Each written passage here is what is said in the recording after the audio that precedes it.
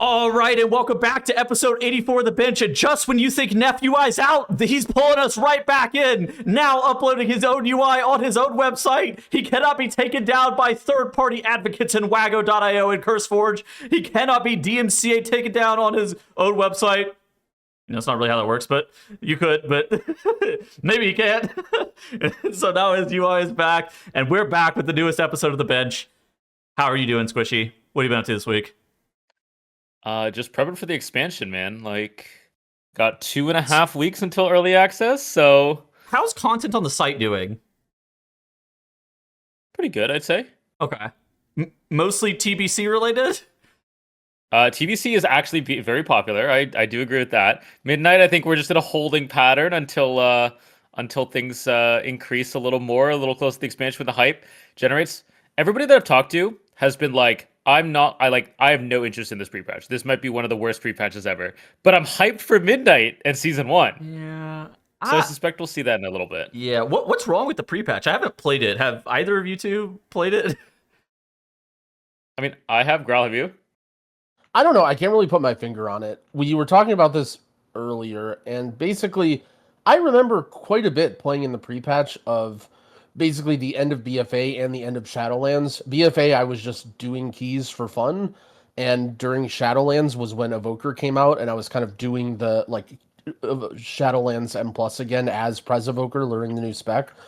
I don't remember if I did very much for the end of Dragonflight, but yeah, I've had no interest. And I don't know if I don't want to say I'm surprised that TBC is popping off because like everybody loves fresh classic servers, but my friends list right now is, you would not guess that I'm a retail player. Like there are more people on my friends list playing Hearthstone Battlegrounds, Overwatch, and then the amount of people that I have in my friends list that are playing TBC Classic like dwarfs retail. Like I'm talking like 9 or 10 to 1, and these are all retail people for the most part. These are not like, oh, all my hardcore people. Like these are my key friends list, like Mythic Plus people, and they're all like, everybody right now. I mean, I don't know how your guys look, but I scroll down the list and 4 out of 5 at least are on Night Slayer or Dream Scythe. Yeah, most of my people are WoW Classic University, WoW Classic University, WoW Classic University, Classic University, Classic University. I would say 70% of my friends list looks like it's on Classic, and most of my friends list is offline. I mean, Yeah, look, I guess that's true. It's probably just most of them are offline. in 10 days, Fellowship, though, Season 2, the preseason starts, so maybe some people will swap out of there. All right, we got a question of the day from Muspel. Are you going to be playing the new Fellowship season, Squishy? Bringing in the Q&A bright and early today. I mean, I think we talked about this a little in our group chat of like, I don't think Fellowship should ever compete with WoW. Now, this is the preseason. When is the real season is the main question, I think. Because if it's any time in March or April, I feel like that's probably the worst time for them to release this season. Wait, when are they The releasing the Fellowship season? preseason? Oh, I thought it was coming out like, I thought it was the season. I feel bad now. Hopefully, well, I guess it doesn't matter. They called it Shout out to preseason 2. Hamish if he listens. But yeah, he actually DM'd me the info for it, and I haven't gotten back to him yet, just because I wanted to like figure out my schedule and figure out what's going on before I make any promises. But I was under the impression that like it was starting a week or two before midnight, but it's a preseason, you're saying, so it's not even the main thing. Yeah, so they're changing. They did an announcement video that I watched, and basically they have 2 new heroes. I think they're changing up some of the affixes, from my understanding as well. Those are probably the 2 biggest changes. Oh no, okay, no, I remember. There's also like a training ground mode. But it's season 2. Like, Yes. If you consider season 1, then this is season 2. It's not like pre anything. The reason they're saying pre is because it's early access and the game hasn't officially come out yet. But it's basically, for all intents and purposes, season 2 of Fellowship is coming out like on the what is it, the 19th? They're of doing February a or clean whatever? wipe. Yeah, I think it's the 19th. Which you guys said that it's competing with WoW. I think for the average World of Warcraft player, this actually doesn't compete with WoW. Now, for us as content creators, it might compete with WoW in the sense that I'm kind of locked up in terms of how much time I have available right now. I got to make YouTube videos and just like get prepped for the expansion. But even still, like I suspect that I'm going to at least check it out and see what's new with the patch. To me, though, Yeah. I will say the thing that I was a little bit, I don't say upset, but I think that they could have just like really, I would have really been excited about is like if they had brand new maps. I was surprised to hear no new dungeons. I think that's Yeah. again, I don't like. I think that that's something that that type of game where Mythic Plus is your only content to come with a new season and not have dungeons is a little bit of a. And to be honest, I mean, we all kind of saw this coming, right? Like, how are they going to be able to churn out this much content? Mhm. Like, they would essentially be churning out content almost at a rate of that WoW does with a team of like, a fraction of the size. So I don't know, we'll see. I think it strictly depends on like if there's nothing going on and some buds message me that first day and be like, hey, you want to play? But I don't think I would be, I mean, it'd be reasonable stream content too, which is something that I've been desperately lacking lately. It's good stream content for a couple days, I think. And I mean, realistically, it's kind of the same thing that vanilla World of Warcraft players want. They just want a server wipe, and that, it's starting you back from the very beginning. I actually thought like leveling and gearing through the dungeons themselves, that was some of the most fun. And then when I started to push Paragon really hard, that was when things became less fun for me. So, yeah. Yeah. I'm just looking at the Reddit thread here. It's just like all the top comments are like getting dangerously close to the WoW expansion. And just like, well, not all Fellowship players play WoW. The reset is only a week and half before midnight launch. Like, I mean, how... I don't know, like, what is the average duration of somebody playing the Fellowship season, I guess, is the question. Yeah, so this is the problem, right? Is like, if you're someone like us who's like, oh, we're WoW mains and we just want to have a fun game to play for a week and a half, that's chill, right? Like, we're looking at that being like, yeah, we'll play Fellowship for a week and then we'll leave. But if you're somebody who's like a Fellowship enjoyer and you really want to see the game grow and succeed, it might be a little bit disheartening to kind of see them admitting like, oh yeah, our game is only a week and a half or 2 weeks, and then we're basically, then it's like over, especially for like, a big season 2 or whatever. I mean, it's a seasonal game. I don't really view that as even a negative thing. Like, I think that you just try to capture the audience whenever it should be the biggest, realistically, and that's kind of what I see them doing. Like, how do you play Diablo surrounding World of Warcraft? How do you play, TBC surrounding World of Warcraft? Did TBC release too close to WoW, right? Did Mist of Pandaria release like the fucking week before Manaforge Omega came out, right? Yeah, I mean, that was a bad release date. I would say TBC was okay. I would say the same thing for Diablo enjoyers, right? Like, if you're somebody who goes and only plays for a week, then yeah, but if you're somebody who like really loves Diablo and you want to play it full time, yeah, you're going to be bummed if they release it 1 week before midnight or 2 weeks before midnight, you know what I mean? Yeah, I don't know. I think it's kind of like a seasonal game, and I think it's set up to be a seasonal game. It's not. I don't think it's. It has really good replayability, but I think it's one of those things that, expecting to be able to play it for 6 months, like on end, and not have any like desire for new stuff is also not happening. Yeah. I still maintain that Fellowship and WoW could get along really, really, really well together, and if they just alternate seasons. But if people have to choose between Fellowship or WoW, they're like most people are going to choose WoW. I mean, dude, that's the unfortunate truth. I think realistically, if you're interested in playing Fellowship at all, it was like $20 and it was still fun, right? I had fun playing it the first time. Like, I think it's a game that's like good to jump into. Just mess around, play it for, and even if you are like a WoW main, like somebody's listening to this podcast, like, it's still good content. Yeah, and competition is good. I'm pretty sure that WoW took some of the stuff from Fellowship in terms of, mechanics or UI or stuff like that. Like, I heard Fellowship is doing the same thing that WoW is doing with the whole like beginner affix where it highlights the mobs. Yes, I saw that. Yes. Although they're doing like a haste buff or something instead. I don't know how that's working, but yeah, I mean, it's fun for sure. Like, Fellowship is a lot less about competitive integrity, and I don't mean that in a bad way. I just mean that like they're willing to say, oh yeah, this affix is just way better than this other affix. Like, you always want this affix on your key, but the way that the game is sort of structured, it's not really like, you're not set up to massively take advantage of that. Like in WoW, for example, it would be like, oh, you only want to spam this one key and you're spamming it to get crest for raid, and it's like it bleeds over into all the other aspects in the game, whereas in Fellowship it's contained, and it's like, all right, well, this one affix is really crazy, you can play it or you can not play it, like that's the game. So are you gonna be playing it? Probably, but we'll see. I think it depends on where. I don't know. I just can't bring myself to like grind beta right now for War Within. I don't know what it is, For but War it's just Within. so it's just or whatever. I whatever the expansion is, Midnight. It doesn't matter. It's all the same. I just can't bring myself to like log in and just like do the same keys over and over and over again. Like I just feel the fun of the expansion launch just being siphoned away from my body every time I log into the beta and do something like that. And I know that's what I need to be doing for my stream and like to, learn all the classes and figure out what I want to play and get ready for raid and blah blah blah, but it's just I just can't bring myself to do it. It's just not I just do not enjoy beta or like PTR content at all. I don't think you need to log on Which at is all. fair.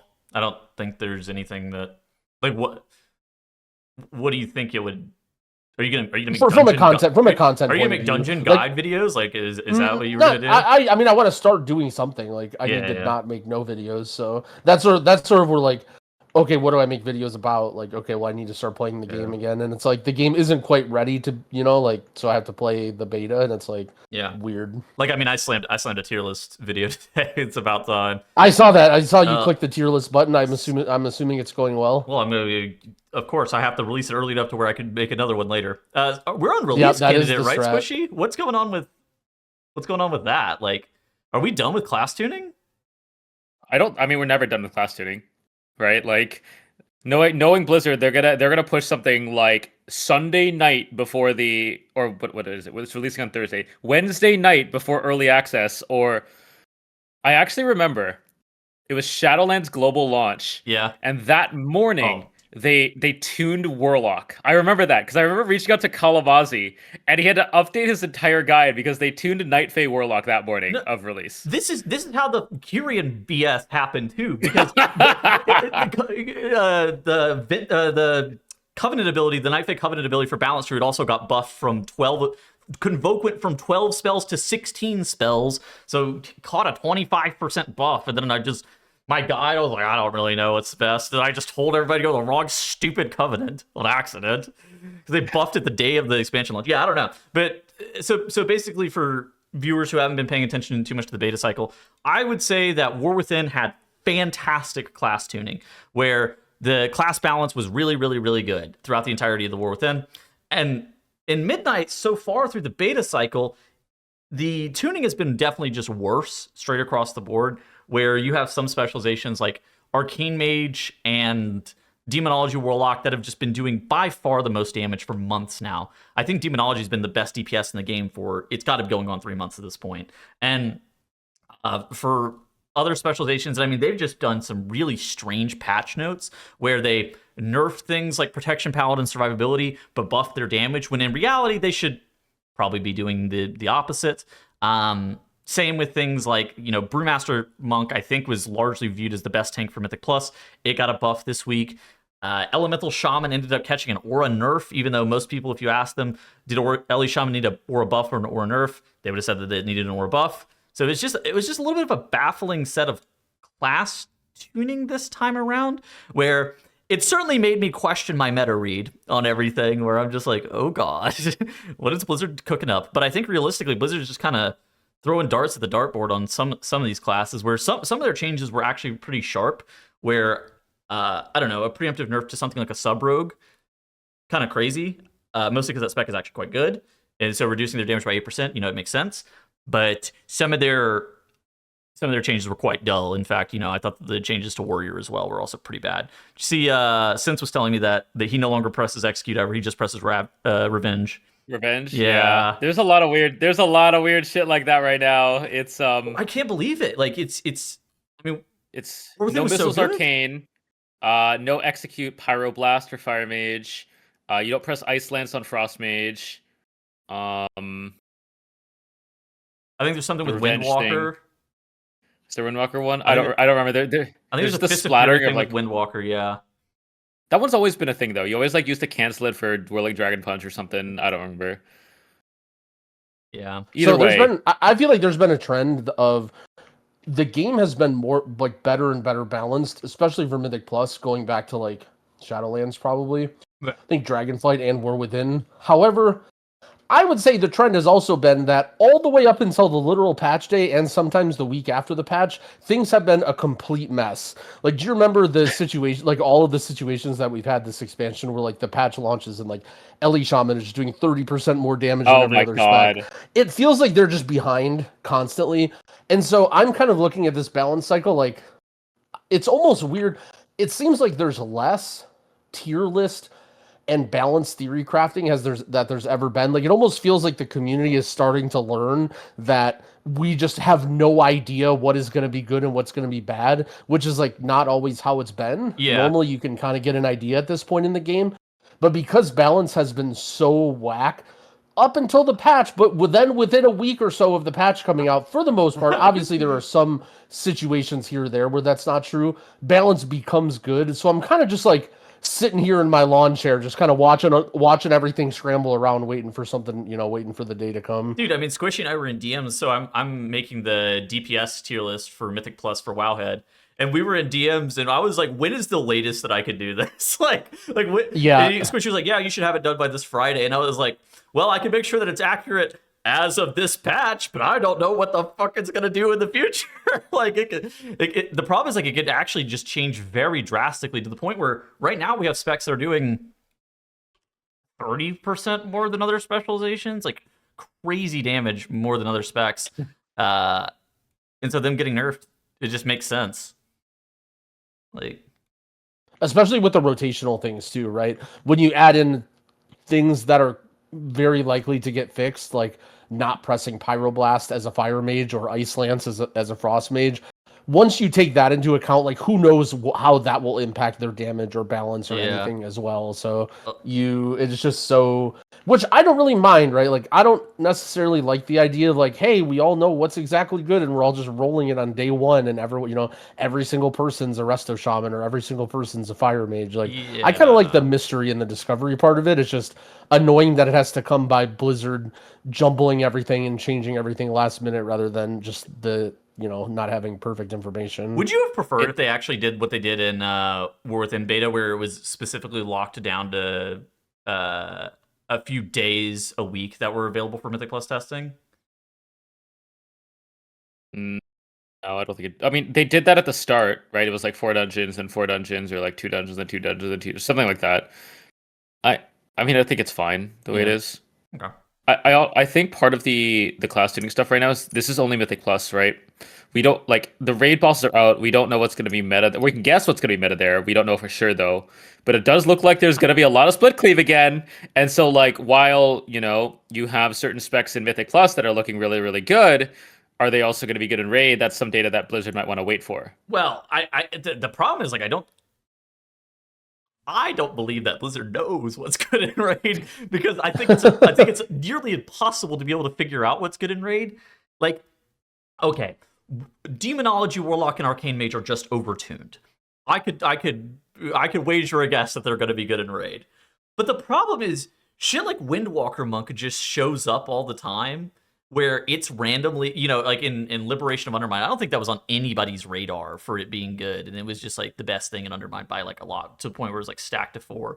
And I suspect that Blizzard doesn't like have a clean clocking as to what's good from raid. It's possible. I mean, looking at the bosses so far, the first boss I'm not even going to ting count. Saldahar has split cleave ads. The big double-armed 4-armed bug thing has split cleave ads. The double dragons are split cleave bosses. I mean, the paladins are just three target, and then who knows what Ilaria is. Like, we're looking at a very like split cleavy, no straight single target boss fight so far, unless Ilaria is. So, what's class 2 going to look like there? I don't know. We got a heroic week though, so we do. But we do indeed. Tuning without tier sets is how Ret Paladins got a 6% aura buff that one time. No, it's because they closed down their Discord. Oh, word. Yeah, I don't know. It feels all over the place. I do think that what Growl sentiment was earlier about it, we're still pretty far off the expansion launching, and we did get tuning in the middle of the patch. That does feel better in terms of like trying to calm people down. But at the same time, it does I mean, I just thought that these tuning notes were just baffling more than anything else. Oh yeah. I mean, theoretically, we get more hot fixes today or tomorrow. Wait, no, today's Monday. Tomorrow or the day after. Yeah, okay. Like, I assume they're still going to do weekly class tuning. Actually, they might not because now live is going to match beta. So by the time you're watching this, 12.0.1, aka the beta patch, is coming with today, with all the big class changes that have happened over the last like 4 to 5 weeks. Yeah. So your spec is pretty much going to be, well, some specs are going to be very different. Some specs are going to be exactly the same, like Feral Druid. Devour's getting buffed. It's going to be lit. Yeah. So like overall, it's probably going to be a pretty big change again for a lot of people how things are going to play. Like I know Devastation Evoker's, kind of changing how where the damage is coming from and stuff like that. Yeah. So, we have 2 weeks of this. Are they going to do class tuning on live still, or are they just going to say fuck it, leave it as live? We'll tune right before season 1 instead. I don't know. I don't know. I will say, some people are condemning their pre-patch where they're like, I haven't played that much. It's bad. Blah blah blah blah blah.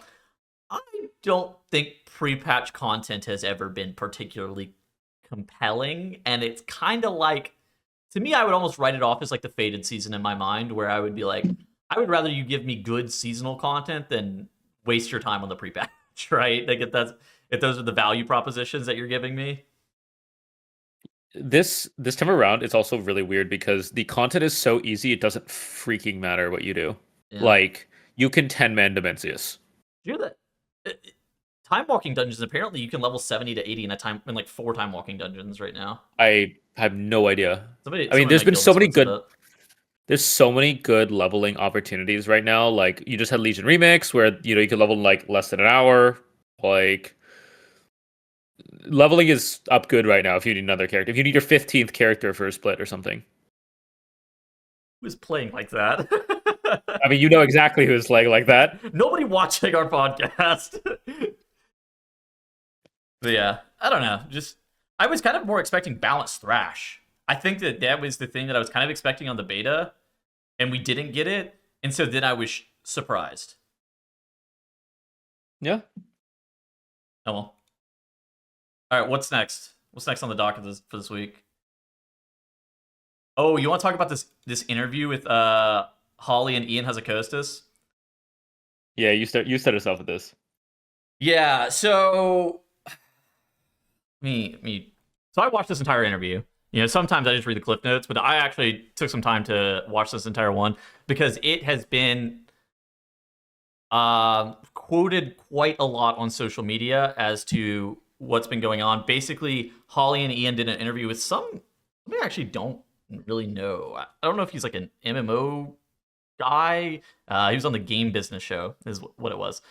So basically, the core of the interview was I would say it was more like a business interview talking about how World of Warcraft has changed over the last couple of years with the launch of Classic. Where is World of Warcraft growing? And then they started talking about like what steps they're actually trying to make to continue to make the player base happy. And one of the things that they were hitting on probably the most was they were talking about the solo player experience. I think that was probably the thing that was discussed the most. Maybe you disagree, but I suspect that was the thing that they were like talking about the most. And then they were talking about things from a variety of things like delves. Obviously, they talk about housing. I think that if you took a shot for every single time they mentioned housing, you would be very, very drunk at the end of this interview. They also talked about their content pacing, how delivering content faster is something that for the audience, they've determined that the audience really desires that. And they view things like large content droughts to be not something that is positive for the game. Then there was this weird like one-off quote about how in jest, Holly says that Chris Metzen wishes that they didn't name it Warcraft, and that what was it? It was the exact quote that the name was too dark or something like that. It was intimidating was the word that he used, or that she used. Yeah. Yeah. There's a lot there. Let's talk about the go back from the top. Talk about single player. Yeah. Single player, the situation is very interesting because for the longest time in WoW's history, playing WoW was all about the gear grind and the grinds in general. And you could do productive things towards your endgame character by yourself. Things that you needed to farm rep in Miss of Pandaria or Cataclysm. You needed to grind, a lot of it is gated behind rep or like long, quest lines or whatever that you can do. In current day and over the last couple expansions, they started being seen as chores, as things that are bad or requirements that people who don't play single player don't want to do. They don't want to play single player. They just want to log in and raid and do dungeons. Question. I have a question. Okay. Do you think that was because the content was bad, or do you think that that's just the feedback that the players gave to Blizzard? Because I think it's a little of both. I think that some of the content was bad. For instance, Warfronts were just fucking terrible. Sure. I also think that just because people give that feedback doesn't necessarily mean that's what Blizzard should do. Okay. I mean, at the end of the day, we're players, and if I know people won't like to hear this, but in Shadowlands, you had to like PvP to get gear, and the overwhelming feedback from most PvE players was, "Oh, this was terrible. I hate PvP. Never make us do this again." However, I would say you could talk to a lot of players that have memorable moments and actually enjoyed some of that time that they were forced to PvP. Even though they might drag their feet and they might be stomping around and be like, "I never want to do this again." I think they created a lot of fun memories and interesting experiences. And I met a lot of people doing RBGs. So I think just because everyone's always going to complain about the thing that they don't want to do or don't have and say that this is bad. And so WoW pushed to become a team game where most of the people playing were doing dungeons and raiding. And they're like, okay, we hate the single player stuff. The problem is now the single player content in the game kind of sucks because the rewards suck, right? Like, yeah, you get housing and transmogs and stuff, but you don't really like... Hero track loot is okay, and that's like a step in the right direction for sure. But I guess I feel like when they say they're trying to make the game better for single player, they're really missing the mark and not understanding that a majority of people who want to play single player, they want to log in, they want to play for some indeterminate amount of time, 15 minutes or 15 hours, and they want to, at the end of that play session, be like, hey, I accomplished something and I made my character a little bit stronger, and they want to keep doing that over and over again. Okay. That goes right in line with people not liking grind, but I think that people do like grind. You're playing World of Warcraft, like, let's be honest with ourselves. I don't have much to say on this topic. You don't have much. You don't have any thoughts on like the solo player stuff. So, I mean, I guess I didn't watch the full interview. Just wasn't really that much interesting to me. Yeah. Like as the solo stuff, the way I see it is times have changed, and Blizzard is needing to adapt to what people want. And it sucks for people that no longer see and interact with the current vision of WoW, which is why they more easily interact with the old version of WoW, and that's perfectly fine. I think there's just some people who are just attached to the idea that they've played WoW for so long and need to keep playing it or something like that rather than moving on. It's like a bad, you don't want to break up with somebody even though it's hurting you a lot kind of thing. Sure. Ooh, the anti-classic Andy take. I might not be sure that those two things have to be mutually exclusive. Like, I think a lot of the things that make modern WoW good are better balancing. I think the telegraphing of mechanics and overall like raid and dungeon design is just so much better than it was like I'm sorry, but I play Mists of Pandaria dungeons and raids, and Throne of Thunder was like phenomenal for its time. It's the first raid that I've done where I'm like, okay, this kind of feels like a modern raid, but you just can't compare the mechanics and the bosses and the balance in Throne of Thunder to now. I think and then that's Throne of Thunder, like talking all the way back about TBC or whatever. Yeah. That shit was a mess. So I think it's more about the day-to-day activities and in the things that you do with your character rather than like the whole game. I think both of these things can coexist a little bit. I don't think it has to be one way or the other. I think I agree with that. systems, I think they're more well designed than they were in previous older versions of Classic. I think everything cohesively makes sense in terms of gearing. I think the classes are better designed. Like I think that like there's a lot of positives about current retail. At the same time, trying to serve solo player content is kind of interesting because solo content is something that, we had it in Legion. There was an AP grind, and there was Titan forging that existed, and then ever since then, Blizzard's been trying to take away some of that solo grind stuff due to player feedback. I actually think it's largely due to what the players have been requesting. And also, there's been stuff like, world quests got changed from being required to then, what did they do in Shadowlands? They gave anima or something. It was like anima power that was like completely worthless. Yeah. It's cosmetic.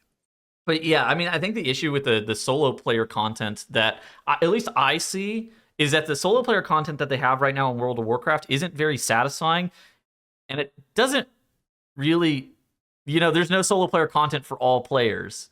It's only reserved for a very specific subset of people. Like, how am I really supposed to interact with the prey system?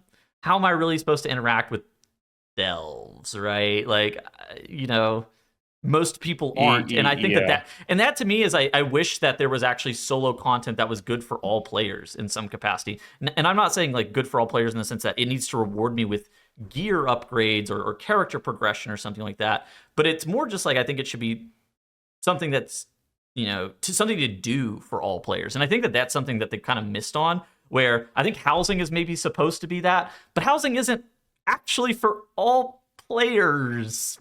Believe it or not. Yeah. I mean, I actually think the rewards are integral to how the content is viewed, and I think we learned that over the course of this podcast with some of our feedback. For example, talking about Molten Core when they brought that back, right? We were like, "Hey, this is fine, right? This is great. You Blackwing Lair, blah blah blah." No, Molten Core when they brought. Well, maybe it was BRD. Sorry, the BRD Depths, ring. Yeah, that's what it was. Yeah. Yes. And so, but the problem is the loot rewards were dog shit. So you would do the raid, and if it was challenging content or hard content for you, you would feel so unfulfilled by it because you get it, and it's like you get nothing of value, you get nothing to show off. Like WoW is all about doing things and then having something to show off for it. And for people who think that I'm against the solo player, like I would almost pitch, why isn't there some insane item that you get from random exalted reputations anymore? Like, how come if you get exalted with Dornegal, with whatever I can't even remember any of the factions, but I actually Council of Dornegal. Council of Dornegal. Okay, that's what it was. Council of Dornegal. Why don't you get a myth track gloves? Like, why not? Why not a myth? Why is there not a myth track ring that has specific stats that you can't get anywhere else? And if you're really that nerdy that you have to have that ring to grind out and do that, and you're like, I have to get exalted, like whatever, then do it, And then that way it gives somebody who's a solo player something to work towards. Like imagine you have a friend who's like a quote unquote mole person and they only play by themselves and they only do delves and solo content.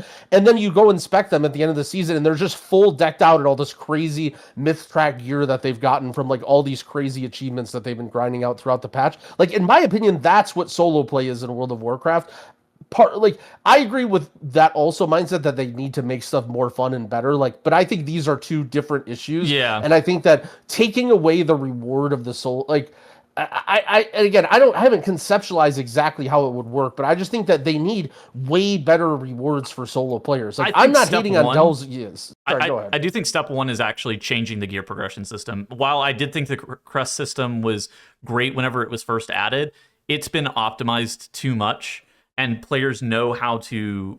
It's the same reason that to farm your pre-raid bis in vanilla, right? Like once you've optimized it too much, it actually takes away a lot of the fun of that gearing exploration part, which is a huge piece of WoW, is like your gearing process. Why are you saying this when they're changing it at midnight? I actually think that it's not about the amount of crests. I think it's the fact of how you upgrade tracks of gear. I think it's like the track structure in general is the problem. Okay. Not the amount of crests that are spent. It's like that's fair. Yeah. This is going to change gearing pretty significantly and should shake up the staleness of craft your weapon, craft your embellishment. I think it does. Because you basically, like previously, you knew where your crests were going. You knew that weapons were a bigger upgrade than your boots, and shoulders and helm were better upgrades than your gloves and stuff like that. Yeah. But now that's going to be a little changed. But the other thing I want to mention is this comment that I saw on Reddit. I linked it there. Yeah, I got it. Yeah, that one there, which basically says, scroll back a minute. My favorite argument from a friend, which is playing only Classic, is that he won't play retail because how much stuff you need to min-max there to be competitive or something. Meanwhile, he spent last 3 weeks on AFKing in TVC pre-patch Alterac Valley for optimal honor marks and grind. And had a full spreadsheet of how much time he needs to do specific demonstrator levels reps when Outland opens. And then the follow-up comment is, the min-max is very skill-based in retail, the min-max in Classic is mostly grinding. Correct. That is true. Yep. And I think that's like a pretty big thing that needs to be acknowledged for how WoW has changed. You are not going to defeat the Delve boss Kaiveza. You are not going to defeat Mythic Dimensius or any, even any Mythic boss by overgearing it anymore. That's kind of a pretty big change for the way it once was. And you think of a traditional RPG, a lot of them you could not, you can come back to a boss when you have more health, more damage, and that kind of thing, and have an easier chance of beating it. But WoW doesn't let you completely steamroll things anymore. I just see in my head all the people nodding their head to what Squishy's saying in agreement and liking that. But where is the, we love accessibility and we want everybody to be able to do all the content and do everything? Like, that's literally part of what made like older WoW or like certain other MMOs great, is because you could just grind and grind and grind and eventually you'll be strong enough to do whatever. Like, is that not a version of like letting it, like, why do we need to nerf the raid by 3% every week? So like what a silly way to go about doing the same thing rather than just like, okay, letting you gear up more. Like, I just think they give in too much to the people complaining about, I have to min-max, I'm in the race to world first, or like, I'm doing, I'm pushing high keys and I need to get this gear. Like, they just need to make gear harder to get. And like, you work for it and you do a lot of stuff for it, and then it feels good when you get it. Like, I think that this isn't Counter-Strike, this isn't Rocket League, this isn't Street Fighter. Like, it's not like you literally, the best way to get good at WoW is to, like, I was thinking about this because I was learning to play mage and then eventually hunter, is if you had advice on how to get into WoW, I would say you log in, learn your rotation, hit the target dummies for 15 minutes, and then just log out, and then do that like 4 or 5 times a day for like 2 weeks straight. But like, you're basically like doing drills at that point. Like, what happened to playing a fun RPG where you're developing your character? Like, how far gone are we that we're? Yeah. I just think that we can have a game with cool, challenging raids and fun mechanics, but it doesn't have to be this like competitive arena format, I guess. And I'm not blaming the I don't know. I guess I don't know exactly where I'm going with it, but hopefully you understand my point that like you can have both of these things. I think a good way to describe it is like current retail has, account-wide progression or, skill-based progression, where especially a lot of older MMOs, but just MMOs in general, a lot of them have character progression and gear progression is like the number one thing that matters the most. Where WoW has definitely gone in a slightly different direction. There's this weird part of me that thinks that skill-based progression, that what we consider that to be currently be in WoW, Blizzard has not helped players along enough in that. Yes. Which leaves them falling behind significantly. And a lot of players just don't have the tools to know that they're doing something wrong. Like, how many people struggled the last boss of Arakara because they didn't know they were supposed to step in the blood, then they just get sucked in and die. Like, that boss was a pug killer for a reason. Like, is the one button rotation not enough? I mean, you ever see how lost in the sauce they are? Like that like how lost in the sauce are they that like they're putting these challenging mechanics and then people are getting flamed for their DPS and then what do? We got to make the one button rotation. Yeah. Like how did that be where we arrived to? I mean, again, this goes back to what I was saying about delves and single player content. Like, in order to make it better, they need to make it more relevant to what they want people to do. Like, if they want it to be a competitive lobby game where most of the content is in raids and dungeons, then the single player content should prepare you for that, right? Like, when you play Counter-Strike or Apex Legends or, use AIM Labs or whatever, when you go into whatever single player games those have, it's simply just practice for the multiplayer, right? But like, how is delves practice? You know what I mean? Like, it's almost like they're trying to like I don't even know what they're trying to do, I guess. This is why I'm getting confused. Is like, if they do want to go in that direction, it's almost like they're trying to go in too many directions at the same time and like please everyone with all these little things, as opposed to just like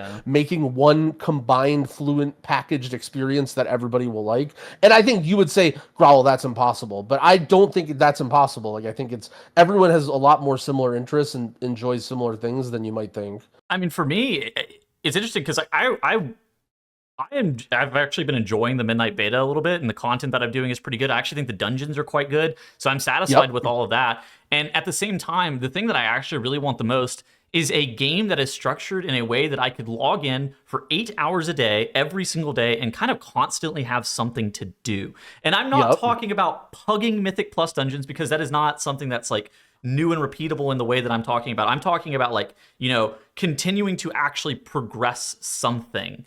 And I don't think it needs to be something like an AP grind, or they don't need to necessarily bring back Titan Forging. But I think that having the ability to be able to log in and play, you know, 8 hours a day and always having something to do, those are kind of the reasons that I like almost fell in love with WoW in a way, where it was like, holy shit, I love this part of WoW that I always have something to do. It's kind of why I loved Legion, even though I think Legion kind of stank in a lot of areas, you know, the legendary RNG or whatever else, or you couldn't play an alt for shit, but there was still a lot of fun that I had in that game, right? Because there was always something to do. And I logged in, and coming out of Legion, I think I was averaging like 9 hours a day of gameplay.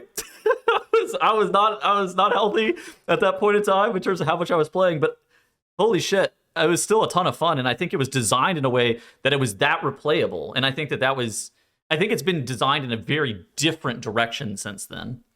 Put us in our place, Squishy. We're just terminally online. We want to play 80 hours a week. We have no responsibilities. We want the game to be catered for us. Why are we wrong here? Speak for the people. Speak for all the people that are so angry that Tettle says that he wants 8 hours of stuff to do every single day. Yeah, give me like give me a little bit. Growl, keep talking. I'm looking for something. Okay. Holy shit. I think the important thing there is you have to have this line where it's almost like, I hate to use the AP again, but a gradual, like the more and more you play, the less and less you get, right? Like if you're playing 2 hours a day, you can get a majority of the things done and like have a character that can be raiding and doing all you need to do, right? Or sorry, 2 hours, even a week, right? Like very minimal chores should be required. However, I think if you want to log is key. I think yes. And nowadays, required equals any power gain at all, right? Like if something is 0.5% power gain, you would hear about people on Reddit in a rank 700 guild saying that that's required. And like that, I mean, on one hand, it's ridiculous, but on the other hand, we go back to the concept that the game is gated behind your skill, not your gear. Yeah. And so no matter what, you're going to run into a wall, and then naturally, you're going to try to get better gear to beat that wall, right? Like a funny example is Elden Ring. So in Elden Ring, you walk out of the starting zone, you fight this guy named Tree Sentinel, and if you're not very good at that game, he just beats the shit out of you. And you will just die to him over and over and over and over again. And different people do it different ways. There are some people who fight that guy twice and they're like, what the fuck is that? And they walk in the other direction and they go into the forest and they look for a new sword and a new armor and new skills. Or there's me, and I sat there for 3.5 hours fighting the one guy because I'm like, well, I know I can beat this guy. I need to level up my skill, right? And it's like, there's different ways to solve the problem. And like, that's, I think the natural WoW player way though, is to go in the forest, right? Is, oh, I ran into this raid boss. It's really hard. Let me go prepare my character and spend more time and invest in, as opposed to like, well, I logged off, time to do log review. I got to open up the logs and see where we're wiping. And, oh, let me check my rotation. What's my uptime on Arcane Surge? And let me watch some videos. Oh, I can blink there to maximize my movement and get an extra, like, that's just not, I mean, the top end players, yes. And that's why they're the top end. But I think for the average WoW player who I'm trying to cater to, like, they just don't see the game that way, and they don't want to see the game that way. Yeah, I mean, I was just looking at Tettle's nice conversation from way back when. I Googled, or I searched for islands, and I just have a thing from Tettle's all in caps saying, I love islands in 2019. Well, I surely was being ironic.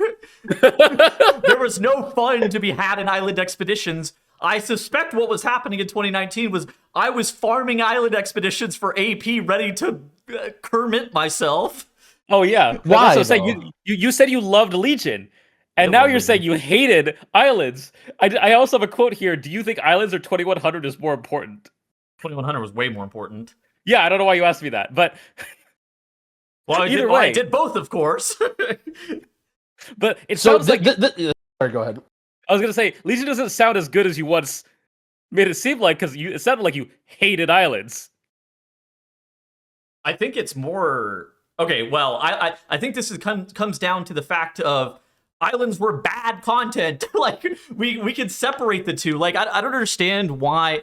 Okay, I suspect this is how this happens. You get forced to do fucking island expeditions, and you're like this. This AP system sucks because you conflate the two with one another, but Yeah. they're not necessarily the same thing. Even islands were just bad content. It's kind of like the people who love delves. Now, here's my thoughts on delves. And Ian talked about delves in this interview. I think delves are solo player. They are solo player content. And if it's nothing or delves, I think I would rather have delves in the game. The same way I think I'd rather resilient than nothing. But the problem is, I don't think delves are good content, similar to the same way I don't think islands are good content. Now, I think there needs to be solo player content in this game, but I think that, and this is what we were talking about last week with the Labyrinth stuff, I don't think delves are good solo player content to the point where I think that they should continue to strive to make better solo player content, right? I mean, I don't disagree with that, but It's the same way, like I didn't... Dastardly Duos. Yeah. If people were forced to do Dastardly Duos, people would have hated life. I got to do my weekly Dastardly Duos for What my does upgrade force to my. mean? See, this is where you.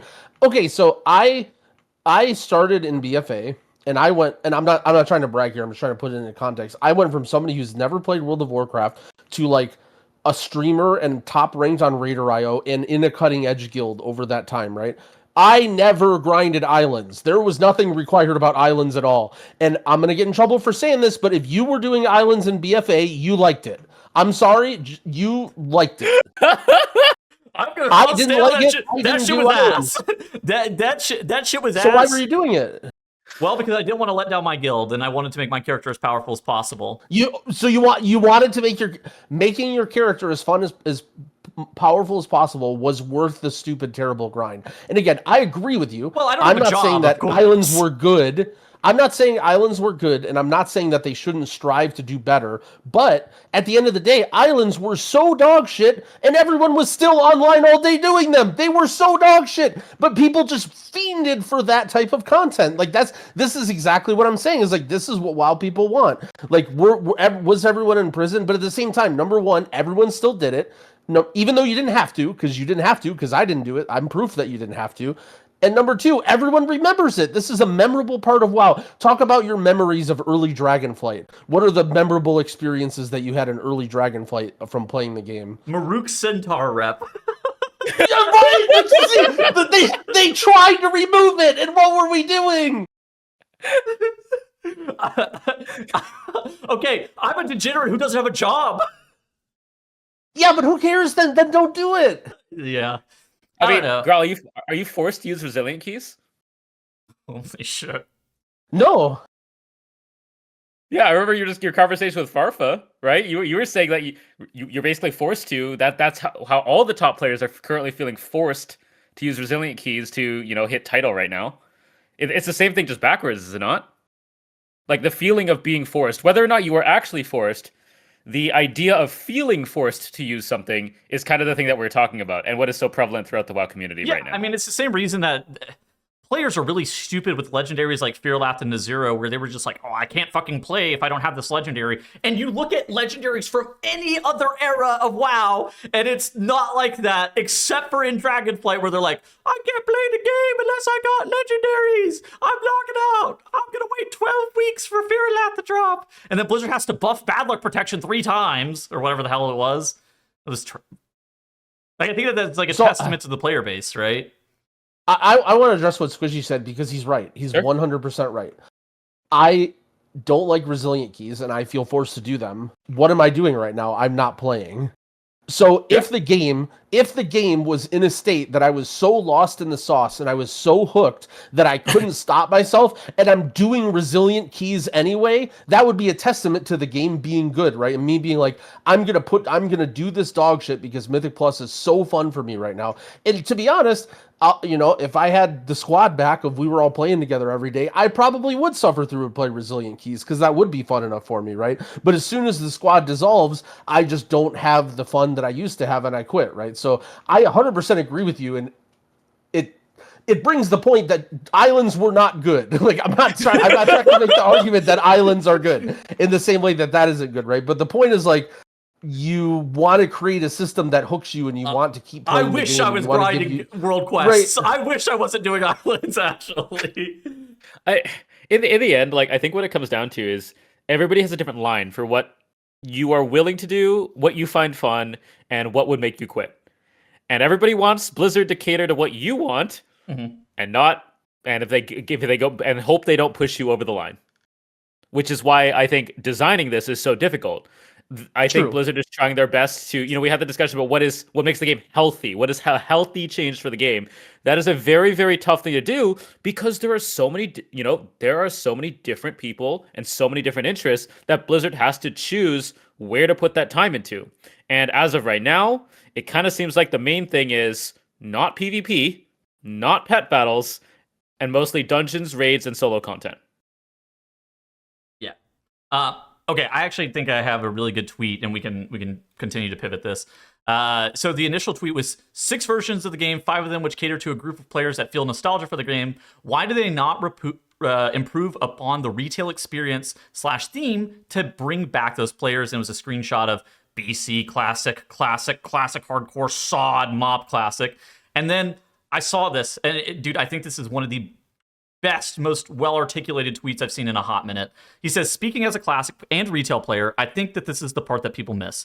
Blizzard did improve retail. Objectively, systems are cleaner, classes are smoother, and content is more accessible.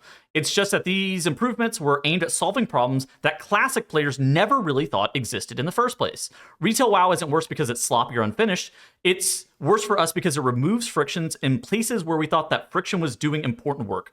Faster leveling, constant rewards, streamlined progression, UI elements telling you exactly where to go and what to do. Those things make the game efficient, but they also turns you into something that feels transactional. You log in, you complete tasks, you log out. It's a checklist, not a place.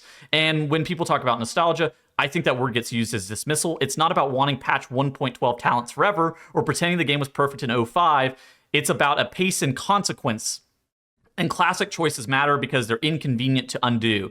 You know the people on your server. You recognize the names in trade chat. You walk places. You group up because you need other players, not because the system has matched you with strangers and teleported you into a dungeon. And that friction is what creates stories. It's what makes the world feel real. And over the years, retail WoW has very deliberately stripped that friction away in the name of accessibility, engagement metrics, and retention. From Blizzard's perspective, that makes sense. From a classic player's perspective, it fundamentally changed what the game is. So then it's the question, why don't these players come back to retail? And the answer is kind of simple.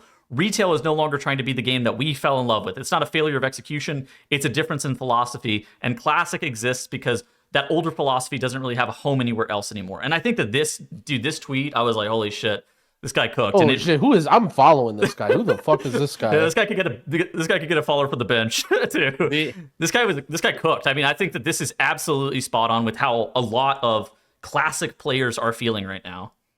I mean, we've talked about friction in the past and how a lot of the barriers to friction were removed because they feel better.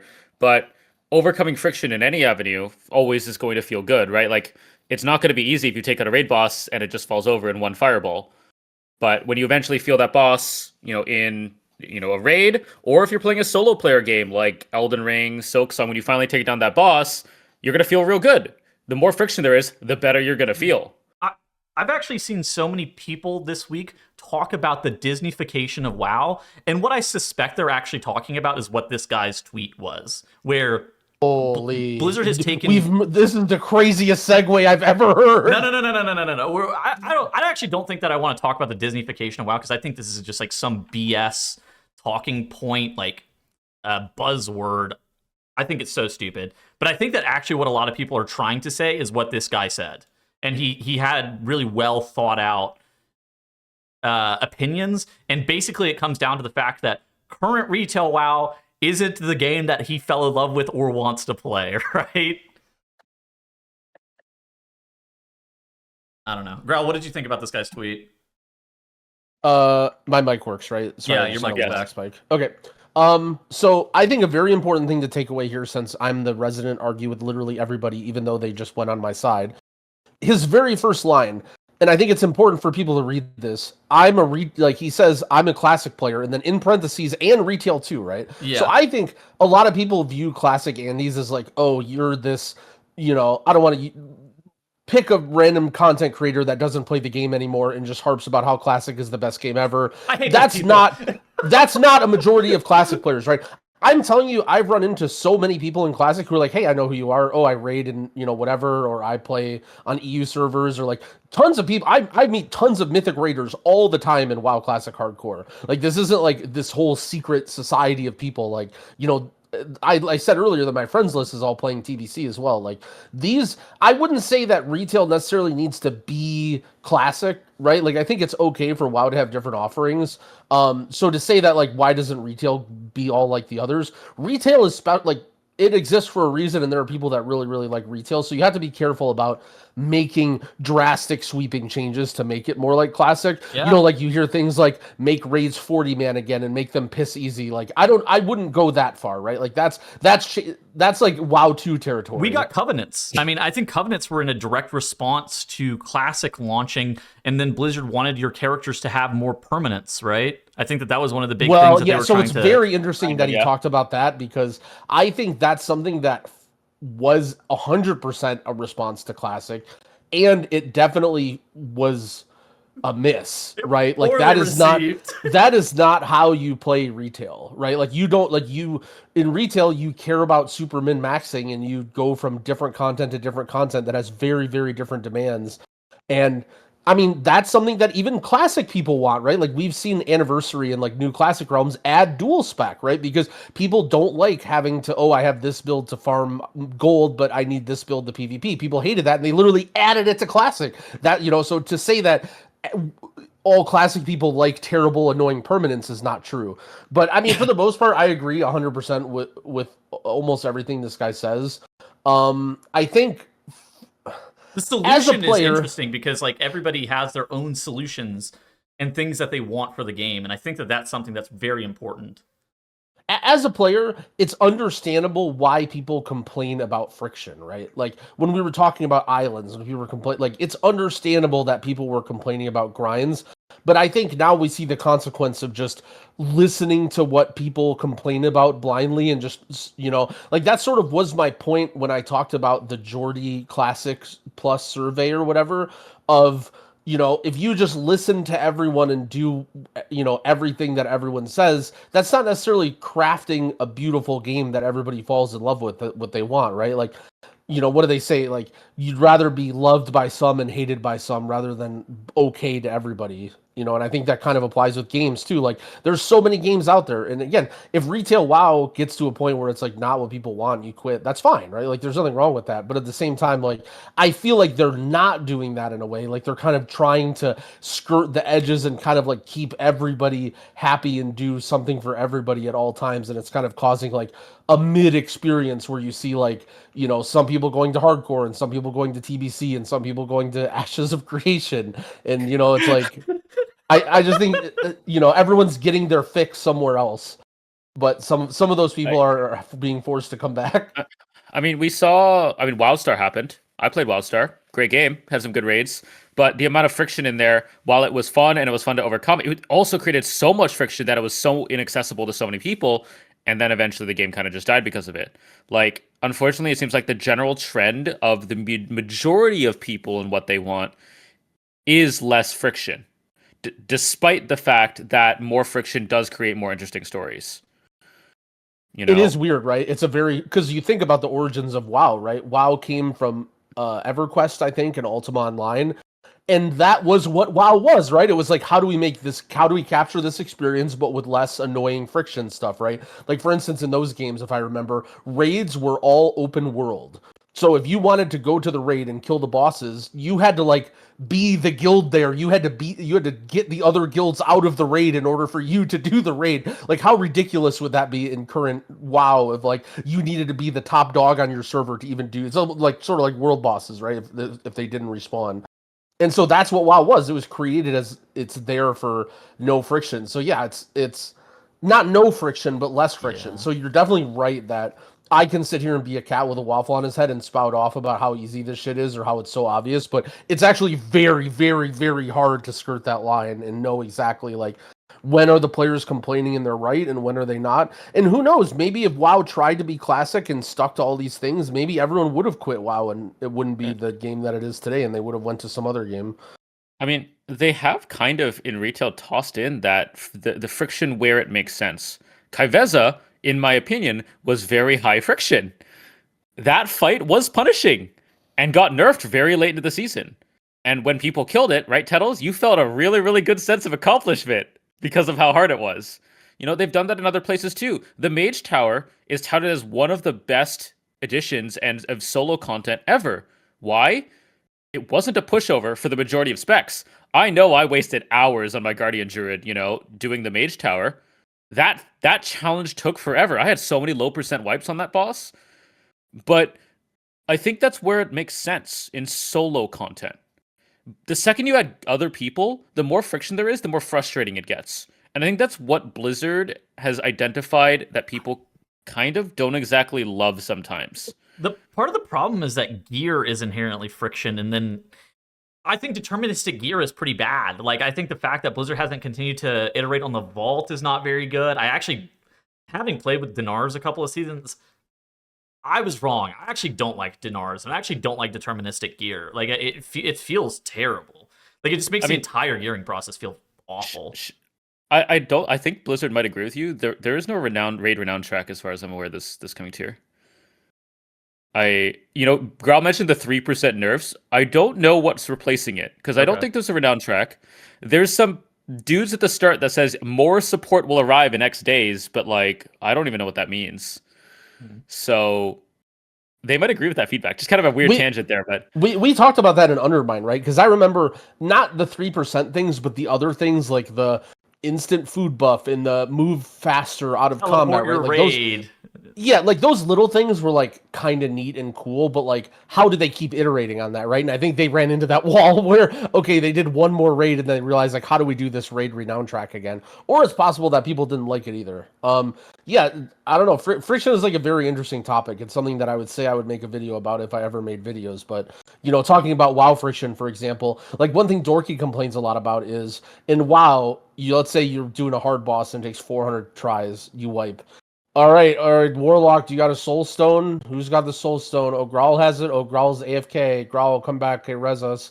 Oh, you res us in the wrong spot. We got to get to square. Okay, put a new feast down, right? Whereas compared to Final Fantasy, it's like as soon as you wipe to the boss, it just resets and the boss is right there and everyone's full HP and you can pull again and you're ready to go. And it's like, why does WoW have that when it's, you know what I mean? And it's like, it's weird that there's like friction in some places and not friction in other places, and where is it correct and where like does that enhance the raid experience? The fact that you have to stop and reset and think and you have that time in between pulls? I don't know, but like at the end of the day, it's kind of the job of the game developer to come up with that and craft that experience. And I think and I'm not trying to say that retail's bad. I played the shit out of retail this expansion still, and I'm ready to play the next one. I'm excited for Midnight.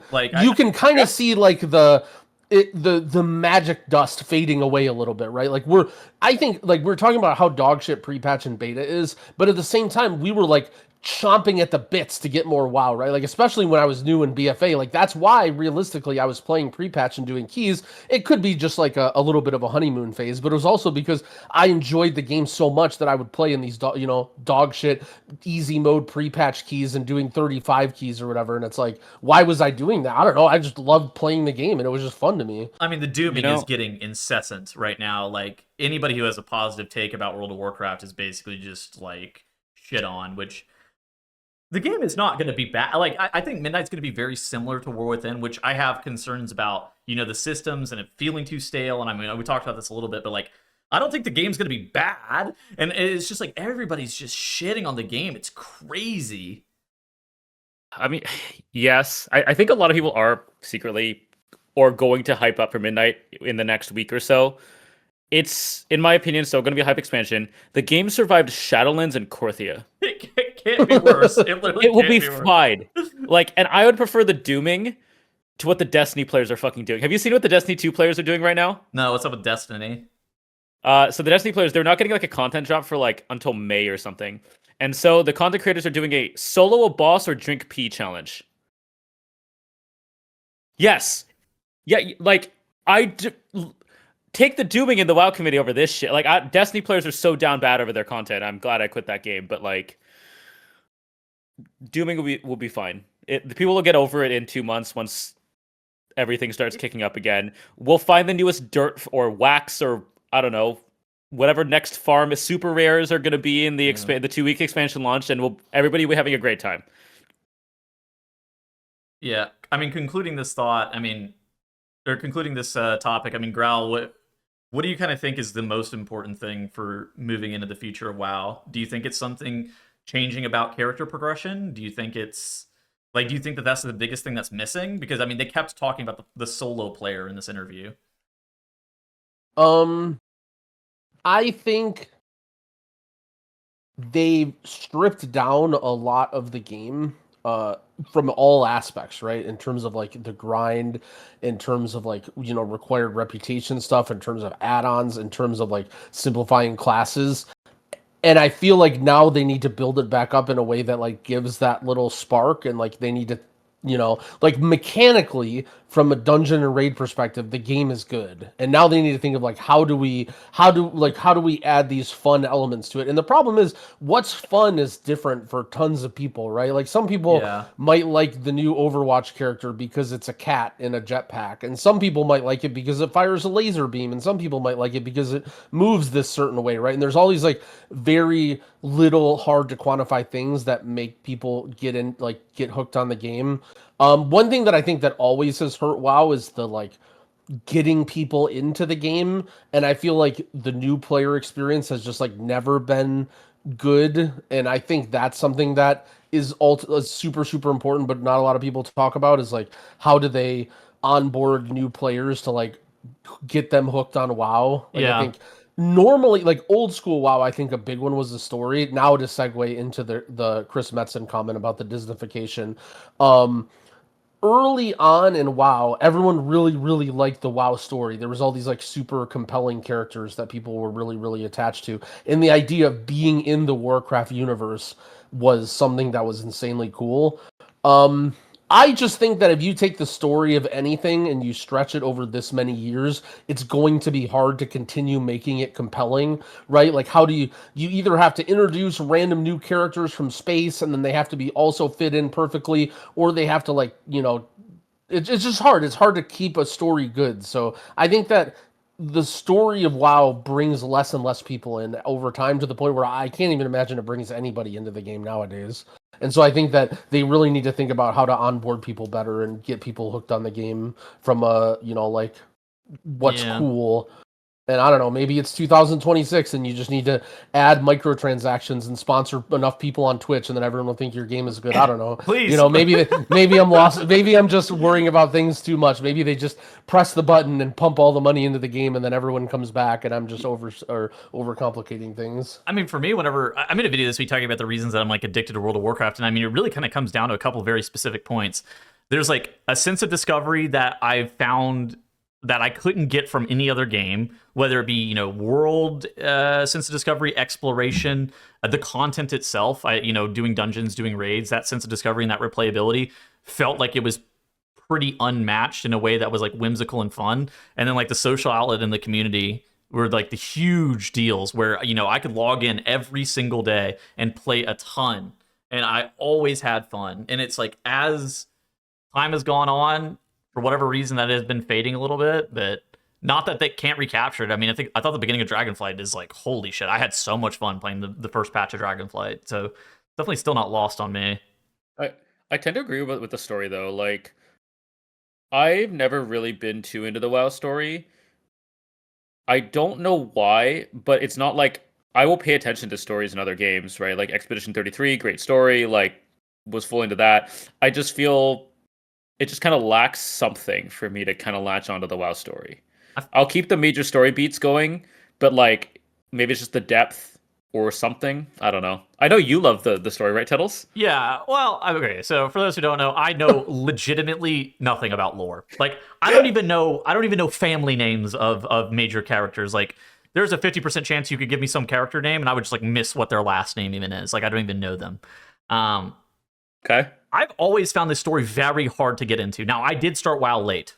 I started WoW in Warlords of Draenor, very similar time to Growl, and it's just like, the game itself doesn't tell you the story. Like, it's that, I think that to me is the weirdest part. Like, by the natural course of playing the game, you're not actually learning about the story itself. You're just kind of playing the content, and the story is almost told asynchronously to it, right? Or, you know, it's just a weird thing where you have to sit there, you have to fucking watch cutscenes, but you can't watch the cutscenes back to back, and then it's just like, and then if you watch all the cutscenes, it doesn't tell you all the information about the lore. It's just really weird. Like, for me, if I needed to actually learn about the lore, I would have to go to YouTube and then watch like a mega compilation of the lore in sequence, and it's just like, that's not how you play the game. This is a really interesting thing and goes back to our friction thing. You know, a couple expansions ago, the major lore moment would always occur after you defeated the big bad at the end of the raid. As of recently, they've moved those two storylines after the raid, which I think, at least for me, has kind of diminished its impact. Like, after Amir Jasil and Farak, we got the what did people call it? The Power of Friendship cinematic. I don't know if any of you watched that. I vaguely remember. No idea what you're talking about. Okay, fair enough. But like, you imagine, you know, you look at what was it? Mythical Dan with, you know, Illidan showing up at the end. That was pretty hype, but that was only available on Mythic, which was inaccessible to a lot of players. And after Cho'Gall, they said they're not going to put important story beats behind Mythic anymore. So in a way, they removed the friction of that, but in a way, they also kind of, I feel like, diminished the impact of the story. I have a question. Not to derail this. Why was Illidan at the top of that spire on the Gul'dan fight? Great question. I don't follow the lore close enough. Where did he? Yeah, why was he there? I'm getting the full 100 on this one. I'm just asking for the chat, of course. Yeah, I think it's interesting that, you know, all the story players would say, like, this is like, I'm glad that Squishy said this and not me, because this would be like, Growl so doesn't know anything that he's talking about. But like, yeah, that idea that if you're a player that's really heavily invested into the story and you're like, wow, I wonder what Mana Forge Omega looks like.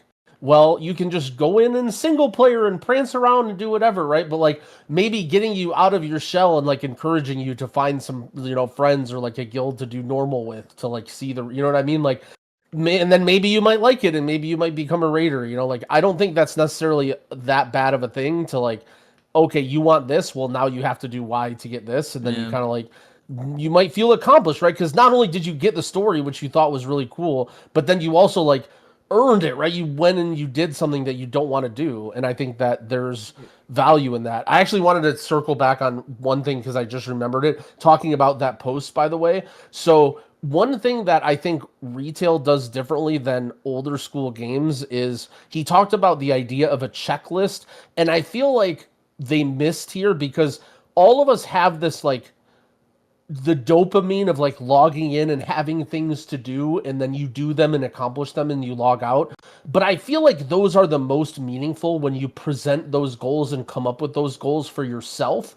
You know, like, I'm going to time all 15s, or I'm going to get Hall of Fame this season, or I'm going to do this or that, right? And I feel like though, like, old school games sort of just give you that room to make those goals for yourself. Whereas in retail, it's like, it almost like tries to do it for you, right? It almost feels like AI simulated of like, okay, do this. Like, that's why I kind of like starting to get turned off of the whole like battle pass or like checklist idea, right? Because it's almost like this fake, like, here's your daily to-do list, sir. To just, okay, kill this guy, okay, go here. And it's like, why do I even care about any of this? Like, I'm only Yeah. doing this because my brain sees a checklist on my screen, and I want to click I want all the checks to be checked, and it's like it's so unfulfilling compared to like you log in and you have this goal and you're working toward. Like, for example, like a stupid thing that I did this expansion was the trench coat.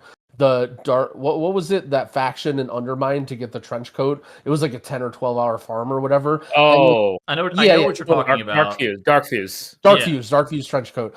And that was like fun for me. And people were like, why are you doing that? Why are you farming those? Do you get player power for that? Why are you in there? And it's like, I don't know. I just decided today that I want this to be my goal and I'm going to do it. And then I did it. Right. And I'm not saying it doesn't exist in retail because I just sort of proved that it does. Kaveza is a good example too. This is another good example, right? Like, I think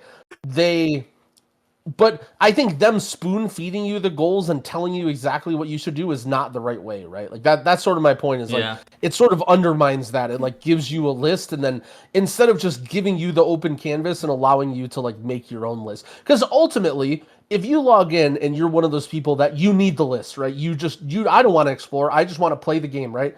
Okay, well then go on Reddit and there's 100, you can literally go to the what do you need to do before raid. It has every stupid idiot thing that, go here and do the timeless time ways before the expansion comes out so that you can log out with your XP buff and then log in when the expansion starts. Like, you can do all this stuff if you can find this. The game shouldn't be giving it to you though, right? It should give you unless you want it should give you the canvas. That sort of like was my feedback about the low keys affix about how it highlights the mobs. I'm all for the ability for the game to highlight the mobs, but I don't like it forcing the highlight. Like, if you just want to log in and play with your buds and pull stuff, I don't like, it's almost telling you the right mobs to pull and the wrong mobs to pull.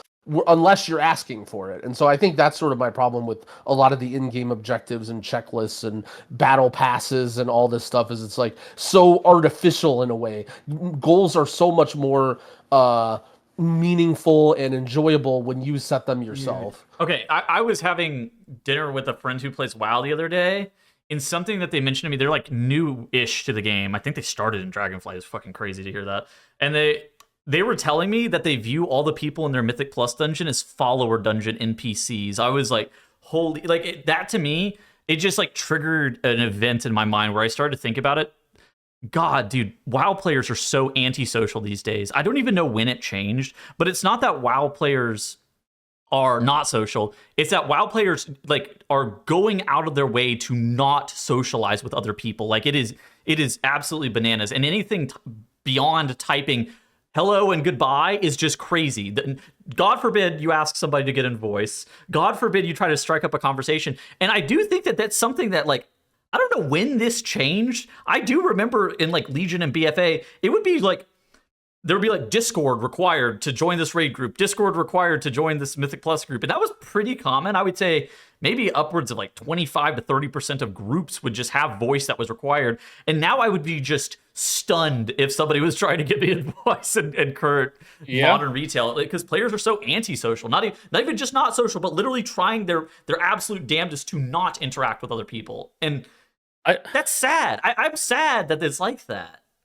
I don't know that it's antisocial. It's more just expectations. Like, I've been doing beta dungeons because I just want to learn the dungeons. I'm having a good time on my class, that kind of thing. People are very talkative because I think the atmosphere is this shit doesn't matter. Your time here, you are doing it because you enjoy it. It doesn't matter if you wipe for the 5th time. You're kind of working through fucking Mysara caverns and getting owned before they nerf. They'll explain stuff. They'll actually explain stuff in text. And like I've had to explain the first boss of Mysara caverns to every group because they try to stand behind the trap and the bird goes through the fucking trap. Every time. But like that is a beta environment where things don't necessarily matter. But the second we go to live, everybody expects perfection immediately. It's like that tweet that one time where it's like, I'm at a 4. I expect perfection from all my group mates. Like, you're not allowed to learn. Oh my god, the Kexman tweet where he's like, you better come to all of my dungeons with perfect knowledge. And it's like, dog, it's week 1. It's week 1, it's like a 4 or something. Like, if you're going for 10 and a pug, yeah, I would expect you to have, to have played beta and stuff like that. But like, on live, the second this goes over, no one wants to talk because everybody expects things to happen. you already know what's going on. You don't want to talk, that kind of thing. At most, you might get I kick X or something. I kick diamond, and that's it, because there's nothing to coordinate. It should already be a fluid machine. On beta, that might already happen, right? But the era, the aura on live is, I'm here and my time is valuable. I need to fit as many dungeons as I can into the 5 hours that I'm playing today to get as much gear that I'm playing so that I don't let my raid group down. I don't know. I think this is a whirlwind of a conversation, by the way. This is great. Not to keep cycling back on being a classic Andy and the friction, but I think part of it is like, okay, let's say you're doing LFG, right? You don't need to type, you don't need to whisper anybody. You literally just go in the menu. Like even doing Mythic Plus, right? Like there's almost just no typing required. Like I think for a lot of WoW players, you might say, oh, everyone's antisocial or whatever. I think I would consider it like a selective socialness, where if you can trust somebody and you're cool with them and they have similar interests in you, actually you're super fucking social and you would love to talk their head off, but you don't like. It's hard for you to find those people or whatever. And I feel like what's cool about the friction in WoW is that it sort of forces you to be like, okay, well, here's this huge fucking dragon and you can't kill it no matter what you do. And now you have to figure out, you need to convince people, or, oh, you need to go into this raid to do your quests. Like you need to figure this out. And it's like, you're right. You become social, and then you're like, well, these 3 people in this group were fucking assholes, but this one person is really cool, and now this person's my friend. And, like, this experience never would have happened. But, like, especially talking about LFG, like, not LFG, sorry, the queued system, there's literally no reason to talk to anybody, right? You press Q, you're just poured it all together, like, in a room, like, you just and you just warp into a room with all these random people that you didn't pick them, you have no idea who they are, like, you have no idea what their builds are, you don't care because the content is super easy. I think adding the social, like, I think forcing people into the social stuff is like part of Blizzard's job as a, like, I just think that they shouldn't give in there to say, like, oh, they just need to make the game completely do everything that you want and see everything that you want, even if you don't talk to anybody, or you know what I mean? Like, I don't think that's how an MMO should be designed. I don't think I could get 5 randoms in voice if I wanted to. Like, I don't know. You probably could. It would take a lot longer. You'd have to kick a bunch of people. Yeah. You probably could, though. Experiment. Here's an idea for one of your things. Do a 0 to hero, but every time you just say, let's get in voice, and then you link the Discord. You don't force them or anything. You just, every single key at the start, you just link the Discord and then say, get in voice, and then that's what happens, and see what happens. People are leaving that would be interesting. Group on cooldown, man. Yeah. I mean, if you pug, like, you wipe once on a raid boss, 5 people will leave. Right? Like, it's just going to happen. Instead of collaborating, taking the time to learn, that kind of thing, people just leave and find another group. Like, people value their time so heavily on retail right now, and I don't know what Blizzard could even do to fix that. I mean, people value. See, I hate that wording. Value your time. I don't know, like, we're on a video game, we're playing it for fun. Like, you have 4 hours a day. It's not about what is the maximum amount of things that I can accomplish on paper. It's you're playing a video game. Yeah, no, I'm not saying it to you. I'm saying it to them, quote unquote, right? But I mean, it's kind of this, I've been leveling in hardcore, and Evade asked me how I felt about it, and I was like, yeah, it feels good. I don't have any goals. I'm just fucking around. I'm literally like walking around kind of journeyless and just enjoying myself. And I wish that more people played retail like that. Like, I don't go in there with any expectations. Should I probably be in this cave farming mobs? No, it's likely to kill me. But am I? Because my number one objective is to have as much fun as possible. Yes, I'm in that cave. Yeah. Dude, crazy zigzag here. So back to the story now. One of the things that's, I think, really hard for the story Where are we going? Oh, back to the story. Okay. Back to the story, okay? So I think a majority of people talking about people being, I don't like the word antisocial or whatever, but let's say selectively social or quiet. I think majority of people who are playing World of Warcraft, they want to be a soldier. They want to be some very small part of a world or some small part of a team where they're not the main character. They're not the leader. They're not telling everyone what to do, right? They're not the hero of the story. And I feel like that's where the story kind of got unhinged or got lost when you're a brand new player and you're put into the game. Hello, champion. You just defeated 17 gods and you are so powerful. Also, all your loot is white and gray and it breaks in 2 seconds, but you one shot every mob, and it's just such a weird experience. Whereas, I think if the story in the game was crafted more along the lines of you're a soldier, you're just some guy out here battling alongside all these other people, and none of those other people matter too, and you just kind of go about the world and do whatever you want, right? I think people don't really want to have main character syndrome in a game like this, I think. And I think that's where the story really, really struggles, the epicness creep, or however you want to put it. I agree with that. I mean, you have the things that our WoW characters have canonly done, taken out Argus and, killed Jaden and, Illidan and all these big, huge bads. What, it's that idea of what can we not do at this point? We're down to cosmic threats at this point. Whereas in Classic, you are some lowly adventurer on the bottom of the totem pole, hitting stuff with your staff and hoping to not die to a single wolf, right? So in terms of that is also a really interesting thing of how do you incorporate that into the story where we've killed so many good things, why are we not just defeating them? It's like Marvel. It's why weren't the Avengers in this movie? They'd be able to take down this bad guy. That kind of thing. So no, yeah, I agree. I think it'd be interesting thinking about the Classic Plus bad? thing. Well, it's just hard. It's hard to make a story where you start as a lowly farmer and you're picking apples in the farm in Elwyn Forest, and eventually you progress to you're on the top of Ice Crown Citadel slaying Arthas, who is, the Lich King, and is dominating the world. And then, okay, what do you do next? Okay, what do you do next? What do you do next? And it's how do you... I don't know. It's just it's hard when you creep what your character could do in the power of the story so much. It's cool, right? To go from sort of like Breaking Bad, right? I don't know if you've watched Breaking Bad, but imagine if you had to put 4 more seasons after Breaking Bad. You go from Walter White, who's a chemistry teacher, and he evolves into a meth kingpin. And then what? Okay, what would the next season be? Let me introduce you to Better Call Saul. Well, they reverse it, right? That's funny, is they reverse it. They uncreep it, and they start at the beginning, which is, I think Better Call Saul is, and Breaking Bad are the greatest shows ever created. But I just think it's interesting to you can't have this crazy creep of power just go on for so long. Now, I personally don't really care about the story, but I understand the importance of the story bringing people into the game. And I don't know, I almost think that maybe this idea of keeping your character throughout every expansion and continuing the story isn't the right drove. What if it's just a new Azeroth every expansion and you're just level 1 and then you just start your journey again? Your character gets deleted?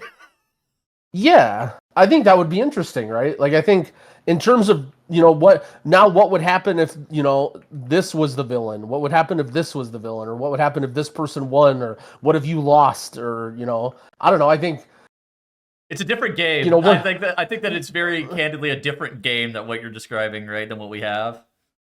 Yeah, I mean, it's too late now. It's way too late now. Unless they're going for the blow it up after Last Titan and go to WoW 2, which is what I hope for, but I don't think they'll do it. The problem is, now going back full circle into single player content, the thing that everybody plays the game for, I constantly, was talking about grinds and this and that. And for people who are into cosmetics and mounts and all this stuff, right? They look at me and they're like, what are you talking about? This is what I do every day. I do all the grindy stuff. This is what, you know what I mean? Because there is that stuff in the game is just for mounts and cosmetics. And so the single player experience / endgame for a lot of people is the collective part of it. And that's why they can never nuke the world, right? It's because so many of the people play to boost their account and get all their transmogs and all their mounts. And if they nuked the world and nuked everything you had, those people would be like, what the fuck is this? Right? They would lose all of those players. So what you're saying is WoW 2, just like Breaking Bad and Better Call Saul, should be a prequel. Yes. There you go. You heard it from Grawl and the bench. Yeah, I'll sign off on that lore idea. I don't know anything about it. Never put me in charge of lore ever. I never. Yeah, I don't know. Is there anything else that we need to discuss about any of this? I feel like we've. I don't know if we needed to discuss any of the stuff that we did, but I think it was a banger. I think it was a banger discussion. Anything else? I don't think so. I think we're good. I think we hit all of the talking points I had. UI improvements on live tomorrow or today for people. Oh yeah, that's thank God. Better damage meter with death recap and enemy damage taken and a combat timer and the stuff that Details had previously. I think just to summarize though, I do think that all three of us, WoW holds a very special place in all of our hearts, and we just want it to be very fun. And I'm actually excited for Midnight. I will say, even though I worry that the replayability might be a little bit worse. I'm worried about some of the systems. At the same time, I'm still excited to get brand new content, and I hope it fucking rules.